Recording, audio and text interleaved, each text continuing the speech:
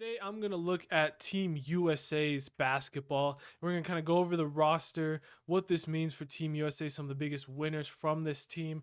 And then we're going to look at some of the competition they're facing and kind of just end that off with my thoughts on this team.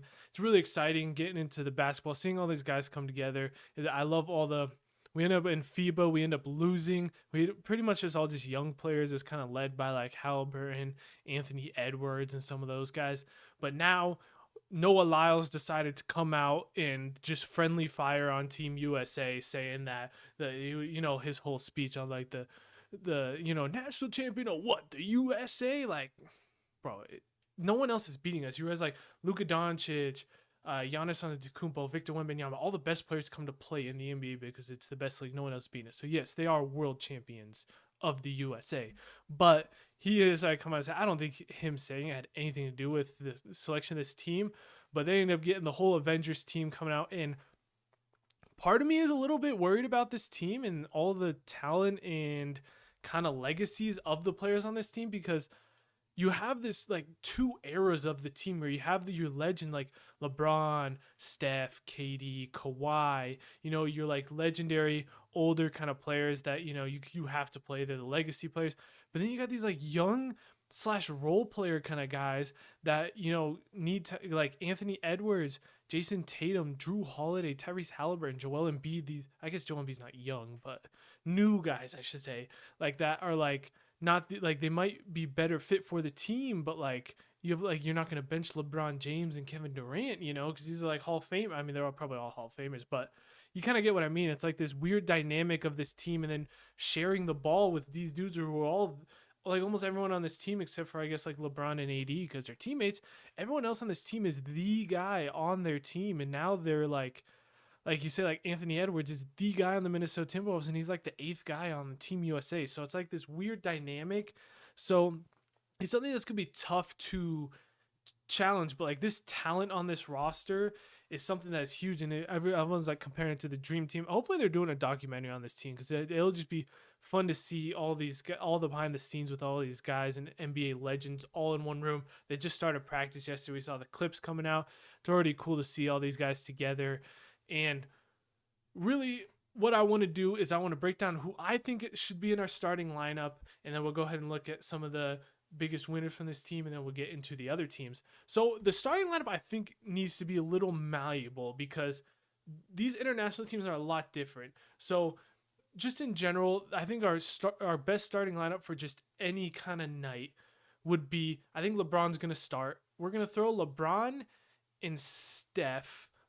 I think LeBron and Steph are guaranteed starters. Those two are in our lineup no matter what. LeBron could play anywhere from the point guard all the way to the power forward. So that's part of the beauty with him. I think those two start.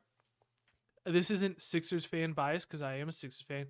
I think Joel Embiid's got to start. I think just at center, his size and stuff is something that not a lot of teams are going to be able to match. I'll talk about when I think Embiid might not be able to play, but I think just in general, starting lineup, LeBron, Steph, Joel Embiid. I think Kevin Durant's got to be in that starting lineup. And then the last piece is kind of one of the harder pieces. I think some night, and this is where I think some nights it changes depending on who you're playing. I think it's the next starter is between Anthony Davis, if you want to go big. I think and Edwards, if you want to bring some of that defense, that mentality, and just that juice. Or I think if you want to just go with, kind of the legacy and stuff, I think Kawhi Leonard could slide in as that other starter as long as he's healthy. I think that's kind of your general idea for starting. But what I want to do is look at these starting lineups against different teams because we are going to have a lot of different kind of rosters built out. And I think when you play a team like, I'll get into the other rosters more in detail in a minute. When you're playing a team like France, who might roll out Victor Wembanyama at the 4 and Rudy Gobert at the 5, I think that's when you play Joel Embiid and Anthony Davis. You play Anthony Davis at the 4, Joel at the 5. So you bring that size and you bring that size. But you can't bring that size and stuff when you're playing a team like Canada, who's going to roll out a lot of young kind of wings. They got they got Shea, Jamal Murray. They got Luke Dort, Anthony Wiggins. They're going to be rolling out a lot of speed and size. I think that's a game where maybe when I'm talking about if we play one of these smaller, quicker teams, maybe like in Argentina, I don't even know if Argentina's in it, but like some of these smaller teams that we always saw in the past, like the old Australia teams, some of these teams that just have really fast guys that are moving all around the floor. I think that's when I can see Joel Embiid coming off the bench and then Anthony Davis starting at the 5. So I think, it kind of depends on who we're playing exactly with who we're starting, but I think we have that general idea. And then if we're playing a team like Canada, you also beg the question, like, do we start Drew Holiday or someone for a dude to just come out? Because like we're gonna be playing Jamal Murray and Shai Gilgeous-Alexander. I mean, a guy like Drew Holiday could be invaluable. Just being able to say, "Hey, Drew Holiday, your only role in this game is to lock down Shai. You obviously can't lock him down, but like that's your only role. You're not. He doesn't have to be involved in the offense. We got 4 other elite offensive guys to come in and bring offense. Drew Holiday, your role is to just lock down their best player. I think we have a couple guys that can. I think Ant Edwards can do that if he puts his mind to it. Drew Holiday, Kawhi Leonard. I think Jason Tatum on wings can play some good defense. Like we have dudes that we can throw out there and say, hey, put all of your energy in on defense. We'll be fine scoring. You need to just put all your energy in on that defensive side. So I think those are some of the interesting kind of ways that we could play. It'll be interesting to see if they go for. Do they do the lineup of the lineup of Steph, LeBron, KD, Kawhi, and Joel Embiid or Anthony Davis at the 5 lineup of, hey, these are just like the stars of the best players? Or do they try and make a more basketball team? And, maybe Drew Holiday does start because he's just that role player that doesn't need the ball. And you're thinking like a Steph, Drew, LeBron, Kawhi, or like maybe Kawhi or Tatum at the 4, and then like Joel at the 5, and just a more well-rounded team. It'll be interesting to see what they do. And like I said, I think it'll change matchups. But a couple players before we get into the other rosters we're playing, I think there's 2 players on this team. We always talk about, Bill Simmons talks about this too. He thinks Team USA is super important for like young guys and, being able to play with these other guys. Sometimes, a little bit recruiting these other guys, but like being able to play with other people and just the mentality that you get out of being on the same team with Steph Curry and LeBron James and Kevin Durant that can help you in the NBA and in the future. And I think there's two and a half guys that say that. The half guy that I think who's kind of been around a lot of this talent that I still think being part of this team is going to be huge for is Devin Booker, a guy who still has a long career ahead of him. Guy, he plays with KD, so like it's not like brand new to him.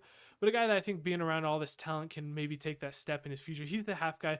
And the 2 I want to mention are, I think Joel Embiid, this is huge for him. I think I'm really happy as a Sixers fan that he decided to play for Team USA because I think one of the biggest issues with him is he has all the talent in the world. I don't think he's going to learn moves from these other guys that'll take his talent up. But what I think he can do is being in the same gym as Steph Curry and LeBron James, like some of the hardest workers in the entire NBA, being in the same gym as them and practicing with them day in and day out, maybe he's going to take it because he's never been in great shape. Like he's never been in great shape. So maybe he's going to take it and be like, hey, look at what LeBron is doing to stay in shape at his age. And maybe, just maybe Joel Embiid can take something from LeBron and Steph, and maybe it'll help him get in better shape. And LeBron can teach him a thing or two about how to stay healthy and conserve his energy and use his body and try and be healthy for the playoffs. Even like Kawhi Leonard lately hasn't, but he was pretty good at that before, like Toronto, being able to save himself for the playoffs. So like, if he can just learn something from those guys about conditioning and staying healthy, I think that could be immense for Joel Embiid. And that's the last step, he kind of needs to take in order to hopefully win something with the Sixers. Before I was thinking maybe recruiting could be big for Joel, but now there's not much recruiting to do. We got Paul George. This team's already kind of set.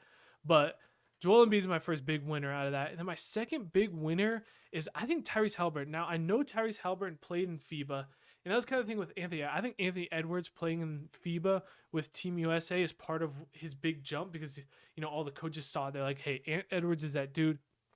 And he took that big jump this last year coming out of that FIBA tournament. And I think Tyrese Haliburton, even though he played at FIBA, his big leap was this past year in the NBA. So he wasn't necessarily that dude yet. Then this last year in the NBA, he kind of became that guy for the Pacers.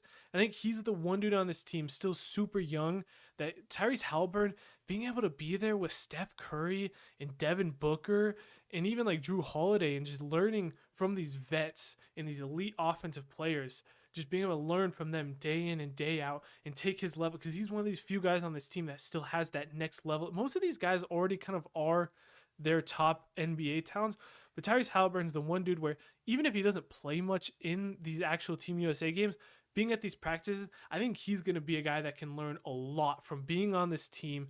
And I think a guy that next season, if he balls out for Indiana, we're going to look back and be like, Team USA was huge for Tyrese Halliburton to be able to take that next step from being a really good player, all-star player in the NBA, to being like an all-NBA or all-star to being an all-NBA guy. And I think this is going to be a huge opportunity for him. Nonetheless, let's go ahead and look at some of our top competitive rosters, who we're going to have to play, and who I think scares me the most. Starting off, the first team is obviously France. I already mentioned them before. I think they're one of our biggest threats. They're going to be huge. Like I said, they got Rudy Gobert and Victor Wembanyama probably playing the 4 and the 5 coming out. And then another really good player who I think is going to just add to their size coming off that starting lineup is Nico Batum, another player who played really well for Philly this last year. He's always been good the last couple of years for the Clippers, coming back to the Clippers now. I mean, those three are all elite. I don't know everyone on this team. Gonna go see the team, but like Koulibaly's another guy that's on this roster. Evan Fournier, some names you might recognize. But I mean, just the fact of Victor Wembanyama, Rudy Gobert, and Nico Batum. I mean, those three dudes are all players that are really good players, and it's gonna be hard to deal with Wembanyama and Gobert if they're on the floor at the same time. I mean, the U.S. can match that because we got Bam, Joel, and Anthony Davis, who, I mean, you can play those three. Really, you can play any two of those three on the floor at the same time. You can even throw like guys like Kevin Durant and LeBron James on Wembanyama because he's not like huge, like gonna back you down, but Wembanyama has been balling. I think he's gonna be so good in this national in the Olympics, and I think he's a guy that scares me. But I think France is definitely one of those top teams we need to watch out for because they could bring out size, and Victor Wembanyama is gonna crush us. A lot of dudes on this team are used to playing international ball. That's one thing that the U.S. has a disadvantage is that international ball is a little bit different. They don't call the fouls the same they do in the NBA. Goaltending rules are a little bit different. The three-point line's different. The ball's a little bit smaller. There's all these little things that are a little harder that these international dudes are used to playing like this, and that's one of the advantages other nations have over us. And another thing you gotta watch out because there's always these weird dudes that just ball for their teams, like Patty Mills. Like even like the last couple of years, he's been good in the NBA, but like when he was playing for Australia, I mean he was a different animal for Australia. I mean some of these just play way better. So France is the first team we gotta watch out for. The next team that personally I think is the team that worries me the most is Team Canada because they got dudes all over their team. Start off, Shai Gilgeous-Alexander and Jamal Murray in their backcourt. I mean I've already mentioned that before. Like you can't get much better than that. So they got those two dudes. They got just tons of good role players. They got Dylan Brooks on the team. They got Lou Dort. They got Zach Edey, a big man coming off. They got Trey Lyles, solid role player. Kelly Olynyk, Dwight Powell, Andrew Nembhard's on the team. Nickeil Alexander-Walker, R.J. Barrett. They got dudes. They got Brissett's on the team. Like they got dudes all over this roster. They are deep. It's not like some of these other teams like France. Like they got elite talent, but how deep are they? Canada is deep, man. They're gonna be a challenge, and especially this is a game where like we might have to change our play style because like a guy like Joel Embiid might show because like they could easily go small with this team and just try and fly up and down the court. And like if we play Canada, this is what I'm saying. Like a guy like Drew Holiday is a dude that you might have to start in this game just because they're gonna be flying around. They got a good combination of you got like Shai and Jamal are those elite scorers. And then you got that gritty defense and like Lou Dort, Dylan Brooks. They're gonna be that attitude, that defense, and then you just got shooting all around them. And a guy like Nembhard could play a really big role that we're kind of underestimating. So Team Canada is probably, in my books, the team I'm most worried about for U.S., especially because it's a lot of NBA dudes, too, that know they play against LeBron, Anthony Davis, Joel Embiid, Steph Curry. They play against these dudes every night. It's like they know these guys. It's not like some of these, like, it's not like a random French dude who's never seen LeBron James in person before. Like, these dudes know what's coming. They're going to be ready, and a team that really scares me. Next up, we got Serbia, who obviously is led by Nikola Jokic, who, I mean, always got to watch out for him. They got a pretty solid squad. They got Bogdan Bogdanovic is on this team. Poku's on this team. You got Jovic from the Heat is on this team. You got Filip Petrusev. I forget the name. He was one of those guys that's like, people were fighting over his rights. I think he's on the Thunder. He came from the Sixers or something. But they got a lot of those accented C's on their team that are going to be a pain to play. I mean, Jokic, any team Jokic is on is going to be a pain. So another team that we got to watch out for. Going quickly through a couple of the other teams in the tournament. Germany's another team who's always been pretty solid at basketball. They got some good players. They got the two Wagner twins who are really good. They got Daniel Tice, Dennis Schroeder, some names that everyone who watches the NBA is going to recognize. Another gritty kind of team. So Germany's another team that qualified. That's going to be another team to watch out for. Another team I mentioned earlier that has always been pretty good in international play that gives some issues is the Australian team. They cut my boy Matisse Thybulle, man, sad to see, but they still got tons out. They got dudes that just play well. You got Josh Giddey, Joe Ingles, Matthew Dellavedova. You got Dyson Daniels. You got Dante Exum, Patty Mills. They got a deep, solid squad, and like I said, another team that always gives issues to Team USA and stuff. So another team we need to watch out for. Couple other teams just quickly mentioned Japan, another team that qualified with like Rui Hachimura on that team. You got a team like South Sudan, I believe like Bol Bol is one of the dudes on that team. Yeah, those two teams. Greece qualified for it with Giannis Antetokounmpo. They beat Slovenia to knock Luka Doncic out of the Olympics. So you always got to watch out for Giannis, no matter like kind of like Jokic, no matter who his teammates are. Always got to watch out for that team. Just another couple other teams, but you can see the main teams I'm worried about are definitely France and Canada, but you always got to watch out for these other teams like Australia, Serbia, and Germany because like there's always teams that just they have dudes that just play really well internationally. It's almost like a different game than the NBA. So there's definitely I'm definitely not looking at this as Team USA like this is gonna be a cakewalk. This is gonna be a tough Olympics for the US team. But I mean, we definitely have the talent to beat everyone. So it's gonna come down to how we all play together and if dudes show up and who shows up. It's gonna be interesting to see who kind of takes over this team because there's gonna be one or two dudes that you're like they're the leaders of this team. Like, could be is it Anthony Edwards? Is it Steph Curry? Is it like Joel Embiid? Like, is it Kawhi Leonard? Like there's gonna be one dude that kind of takes over and he's the main guy on this team, maybe two. And it's gonna be interesting to kind of see who those guys are. Let me know down in the comments who you think is going to take over and be the dude on this team. If I had to make a bet, okay, my Sixers bias is telling me Joel Embiid's going to really show up and just bully some of these other nations and be the team. But if I take away Sixers bias, I think the dude that's going to show up and kind of take over his team is Steph Curry. I think he's going to be the dude that we look at and be like, yeah, Steph was our MVP who won this tournament for us. Let me know who you think it is going to be down in the comments. Let me know what you think about some of the other teams, and I'll be back for more videos. Like I said, if you haven't watched my other, I did Team USA soccer video. I just want to do more sports on this channel, so I'm kind of just, basketball, soccer, football. I'm still going to have a lot of football videos coming out. I want to do more NBA videos. I'm going to do kind of breakdown of some of the off-season stuff here shortly, but just more general sports in total. It's not going to be just football like it was before. So make sure you subscribe if you want all the sports content, and I'll see you for the next one. Thank you for watching.